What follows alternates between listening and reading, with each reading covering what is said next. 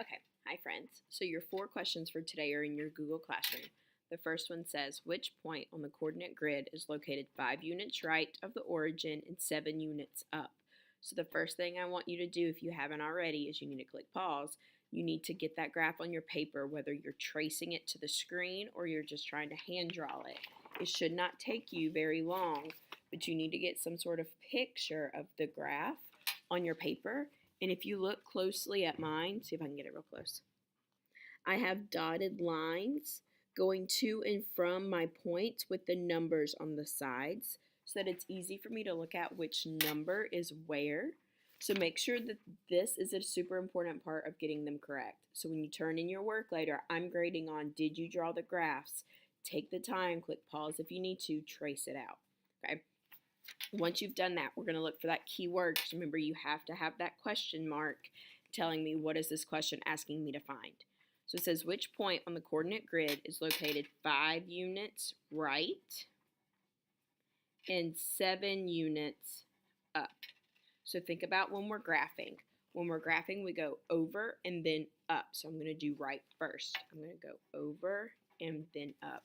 So I need to go over 5. So I'm going to come down here on the bottom and find 5. And I need to go up 7. And my answer should be point S. And if you look, if I already have them numbered on the bottom and the side, how easy that was to go over 5, up 7 should be S. There is no answer choice for that one. So you're just going to write S off to the side and circle it. Okay. Then you're going to move to number 2. The same thing for number 2. Before you get started, you need to make sure that you've drawn out your graph with the little dots going up into your shapes with the numbers off to the side, just because it's going to make your life a lot easier. Even if you put your paper to your screen and trace it, it'll only take you a second, but make sure you're doing this so that you can be successful. It says, what ordered pair is the rectangle located? So the first thing I'm going to do is I'm going to look at my picture, and I'm looking for where is the rectangle. Well, that one up top is a triangle, a trapezoid, a circle, a rectangle. So I know I should be looking at this point. So I'm going to circle it so it's easier for us to see. Okay. I need to go over and then up. So I'm going to go over 2 and up 5. Again, there's no answer choice. So I'm going to write that my question was looking for the rectangle point. I'm going to write a little note saying I need to go over and then up. We needed to go over 2, up 5. I'm going to circle my answer. So it's not like I'm asking you to show a ton of work, but really give me your thinking. What was the question asking for? The rectangle. I needed to go over and then up when I graphed. My answer should be 2, 5 in parentheses. Okay. Now we're moving towards number 3.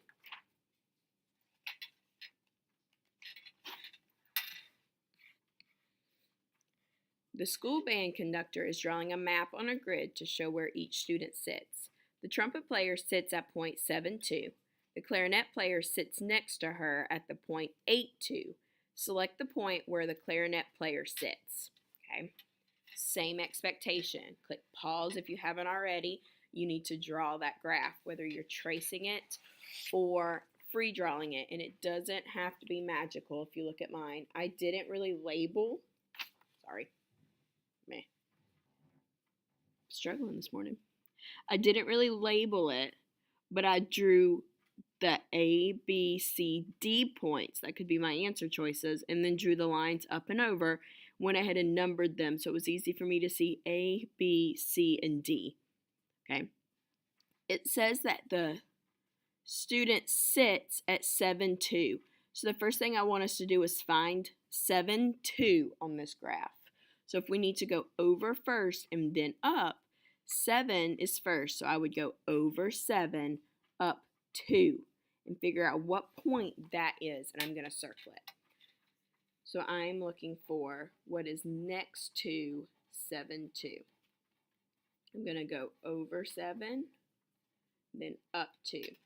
Over 7, up 2, circling it. So now when you see my paper, it has a circle around the little C. That's because I went over 7 and then up 2. That is not my answer because it says the clarinet player sits next to her at the point 8-2. Select the point where the clarinet player sits. So I'm looking for the person who sits next to them. If you use your testing strategies here, there's only one answer, someone who sits next to that circled letter, because all the other ones are way over here on the other side of our graph. So if I go back to my circle, the one right next to it is D. So I'm going to put D on my paper and I'm going to circle it. Okay.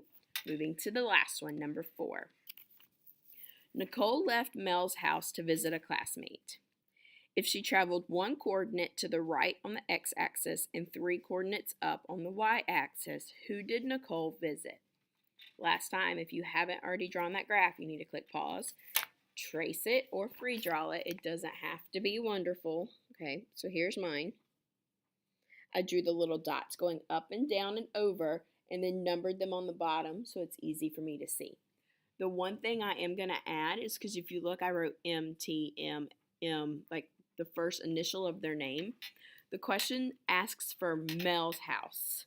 So I'm going to come in and I'm going to find Mel's house and I'm going to circle it so it's easy for me to see. So she's leaving Mel's house to visit a classmate. So I went in. I circled who was Mel on my graph. Okay, so that's where we are starting at. Now I'm going to put a question mark. My question's asking if she travels 1 coordinate to the right and 3 up, who is she going to visit?